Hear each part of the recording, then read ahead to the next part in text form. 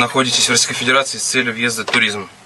В настоящий момент осуществляете трудовую деятельность. Можно ваше Я разрешение? сейчас не осуществляю труду. Я делаю рекламную кампанию просто для моего альбома. Концерт, выступление, нагружаете. То есть у вас люди покупают билеты, приходят на концерт. Наркотики когда последний раз употребляли? Не помню. Никогда. Поедете на метод свидетельствования, у вас будут взяты анализы. Они покажут точную дату, когда вы употребляли. Лучше сразу скажите, когда употребляли. Давайте на медсвидетельство потом. Но я не хочу делать медсвидетельство.